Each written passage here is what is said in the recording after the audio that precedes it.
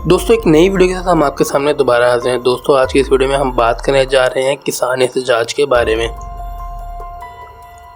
दोस्तों जैसे कि आपको मालूम है कि भारत में मुजाहरे हो रहे हैं, खालिस्तान की तहरीक जोर पकड़ रही है।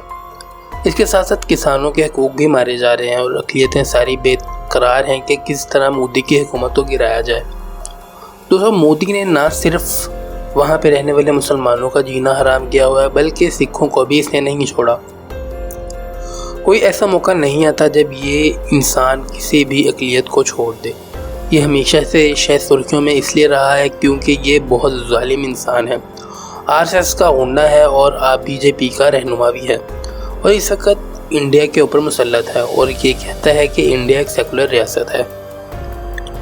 दोस्तों जैसे कि आपको मालूम है कि सेकुलर का मतलब क्या होता है, यानी कि यहाँ पर बहुत से मज़ाहिब रहते हैं, बहुत से लोग रहते हैं जो मुख्तलिफ ज़बानें बोल और बहुत से मुख्तलिफ मज़ाहिब के साथ ताल्लुक़ रखते हैं।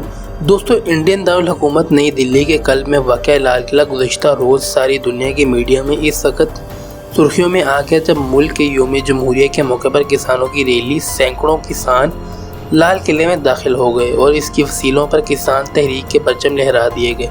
दोस्तों जैसे कि आपको मालूम है कि दिल्ली भारत का कल्ब है, यानी कि दारुल हुकूमत है, जो कि सबसे ज़्यादा मजबूत तरीन इलाका समझा जाता है।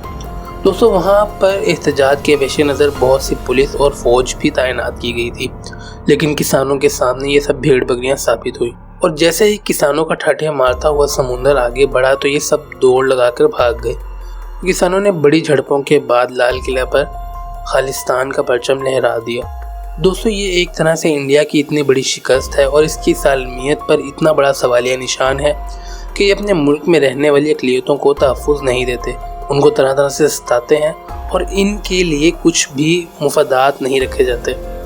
दोस्तों तारीख़ी तौर पर अगर देखें तो लाल किला दौर जदीद से कबल ही इंडिया की सालमियत और तनूक़ के मरकज़ की अलामत रहा है, और ये ख्याल सदियों से लोगों के जहन में पेवस्त है कि लाल किला जिसके कब्ज़े में हो हिंदुस्तान उसका है।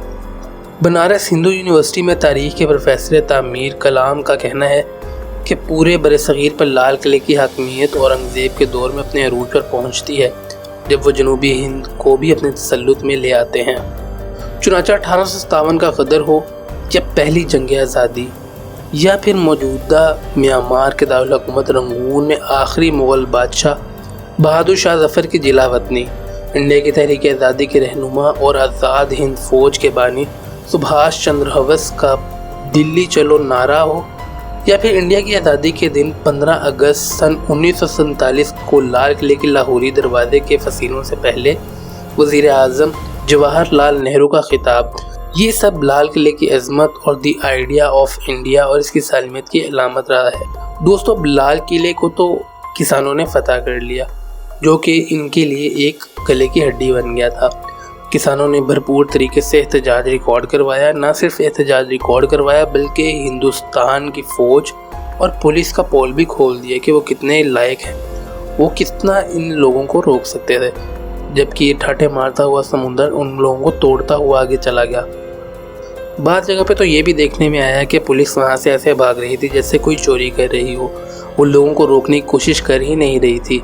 जैसे ही लोग आगे आते वो पीछे से दौड़ लगा देते, और मुख्तलिफ जगहों पर यह भी देखा गया कि उन्होंने मुख्तलिफ जगहों से छलांगे भी लगाए, जिसमें बहुत सारे फ़ौजी और उनके पुलिस एहलकार शदीद ज़ख्मी हुए।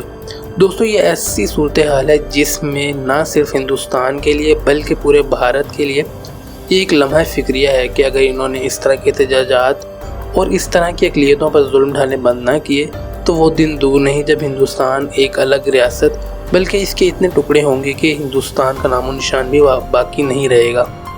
इसके साथ ही हमारी वीडियो का इख्तिताम होता है। अगर आपको हमारी वीडियो पसंद है तो हमारे चैनल को ज़रूर सब्सक्राइब करें। शुक्रिया।